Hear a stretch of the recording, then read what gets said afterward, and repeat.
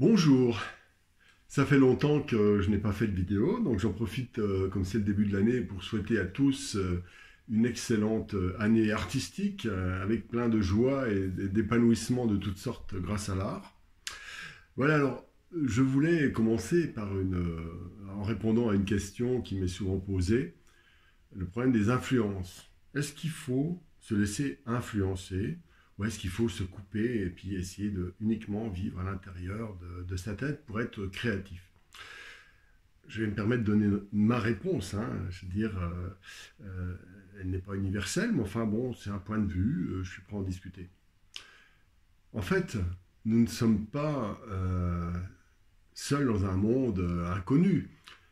Nous avons l'histoire de l'art. Nous avons été tous imprégnés par les tableaux que l'on a vus dans d'innombrables endroits, des reproductions, etc. Donc en fait, rien que cela, nous avons une énorme influence. Si on était né en Orient, on aurait d'autres influences. Ici, nous avons l'influence de notre monde occidental, tout simplement. Donc l'histoire de l'art est présente et en fait, elle représente une matière considérable pour réfléchir aux problèmes de l'art et à notre propre pratique. Bien sûr, il y a l'art actuel, les galeries, les magazines, tout ce qu'on peut voir sur Internet. Eh bien, là aussi, nous subissons une influence, évidemment. Ce n'est pas possible d'en être séparé. Et vouloir s'en séparer, ce serait stupide, parce que c'est une matière première, imaginons une personne qui, pour rester originale, ne veut absolument rien voir de ce qui se produit dans le domaine artistique, ce serait sans doute un peu stupide. Alors, ensuite, nous avons les discussions, les avis, les points de vue philosophiques. Et tout ça aussi nourrit est une certaine influence qui aurait tendance à orienter notre manière de concevoir l'art. Évidemment, il y a un danger, c'est celui de l'imitation. Ce n'est pas pareil être influencé et imité. Imiter, finalement, c'est coller avec, par exemple, un succès d'un certain peintre ou d'un type de peinture qui nous plaise pour différentes raisons, et la tendance à reproduire. On appelle ça, par exemple, des copies originales, c'est-à-dire c'est des tableaux faits par nous-mêmes, à la manière d'eux. Le danger de la manière d'eux est important, même si cette manière d'eux peut être par ailleurs très utile pour apprendre certaines techniques de certains peintres. La copie, par exemple. Donc en fait, le danger, il est surtout d'être absorbé par un excès, par exemple, vous aimez un type impressionniste, vous ne peignez que de l'impressionnisme, vous allez vous enfermer dans une voie. Donc si on se laisse influencer, c'est très peu dangereux, si d'abord cette influence s'ouvre à de nombreuses voies différentes, c'est-à-dire impressionnisme, hyperréalisme, surréalisme, etc. Ce qui fait que une espèce de répartition et l'influence finalement est diversifiée et nous influence mais de manière un peu floue. Et dans ce cas-là, c'est pas très dangereux. Alors comment gérer ces influences? Eh bien, on peut percevoir finalement toutes ces influences comme une nourriture qui va nous permettre de rebondir avec nous-mêmes. Et l'originalité n'est pas dans les influences qu'on va avoir, qui font partie du monde, mais surtout à la manière avec laquelle nous allons réagir. La véritable créativité n'est pas d'inventer seulement, c'est une des voies, mais des choses nouvelles, mais c'est une manière de recomposer des choses anciennes, avec un certain regard, adapté à ici et maintenant.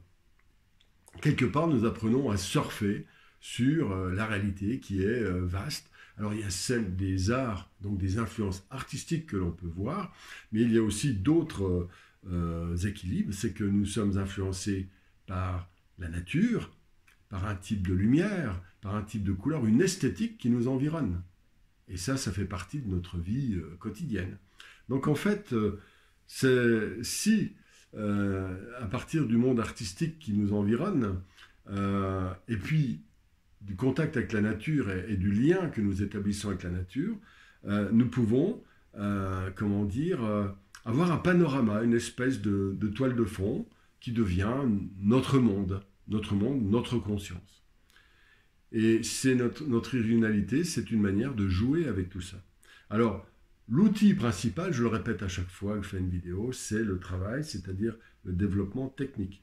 Quand on associe à la perception, on va dire, méditative de la nature un travail technique poussé, eh bien, pour apprendre, améliorer le dessin, améliorer ceci, améliorer ça, améliorer les effets de matière, en fonction donc, de travail technique, eh bien, vous créez une espèce de tampon qui fait que vous êtes beaucoup plus à même d'absorber cette nourriture dont je parlais, et puis d'être influencé par la nature.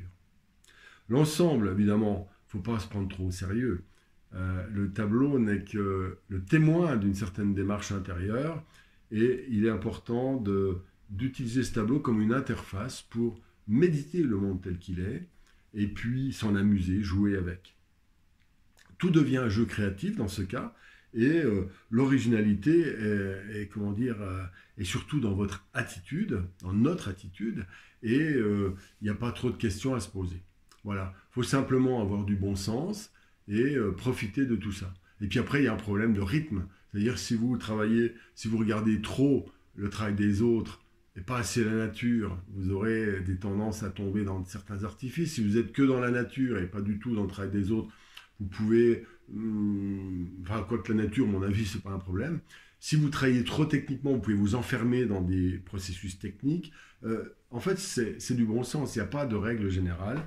Et puis toujours, vous êtes l'empereur d'un territoire de la tête de vos chaussures. Donc l'originalité, trouvez-la en vous-même. Influencez-vous des autres, influencez-vous de la nature. Aimez la pratique. Et surtout, n'ayez pas peur de rater. Et si vous ratez, ratez dans la joie. À bientôt.